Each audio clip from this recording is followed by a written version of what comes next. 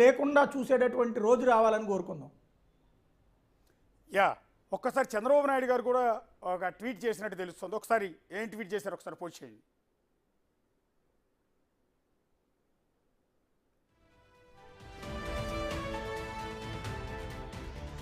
ఏపీలో జరుగుతున్న ఘర్షణలపై చంద్రబాబు నాయుడు కొద్దిసేపటి క్రితం ఒక ట్వీట్ చేశారు. వైసీపీ కవ్వింపు చర్యలపై అప్రమత్తంగా ఉండాలని పార్టీ కేడర్ మొత్తాన్ని కూడా సూచిస్తూ ఉన్నారు. అలాగే వైసీపీ మూకలు రెచ్చగొట్టే చర్యలు చేసినా దాడులు జరగకుండా చూడాలని చంద్రబాబు నాయుడు ట్వీట్ చేయడం అనేది జరిగింది.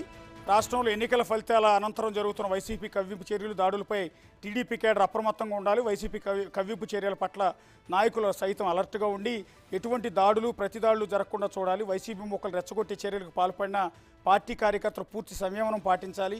పోలీసు అధికారులు సైతం శాంతి భద్రతలు అదుపులో ఉండేలా చర్యలు తీసుకోవాలని కోరుతున్నారు. ఇందాక సాయి గారు కూడా అదే అప్పీల్ చేశారు. ఆ పార్టీ లీడరు అధినేత కూడా జోక్యం చేసుకోవాలి. అది ఏ పార్టీ అయినా సరే ఇలాంటి దాడులను ప్రోత్సహించకూడదు. ఒకవేళ జరుగుతున్నాయి, ఇండివిజువల్గా జరుగుతున్నాయి, జరిగినా కూడా పార్టీ కేడర్ని కంట్రోల్ చేసుకోవాల్సిన బాధ్యత పార్టీ అధినేతలపై ఉందని సాయి గారు కూడా ఇందాక చెప్పడం అనేది జరిగింది.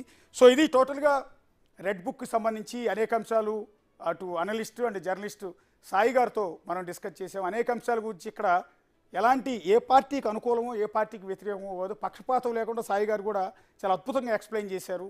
సో ఏం చేస్తే మంచిది, ఐఏఎస్లు తప్ప, ఐపీఎస్లు తప్ప, పొలిటికల్ లీడర్లు తప్ప, ఏ ప్రభుత్వ అధికారులు ఉంటే ఆ ప్రభుత్వానికి భజన చేయటం తప్ప, పోస్టింగుల కోసం ఈ తప్పులు చేస్తారు.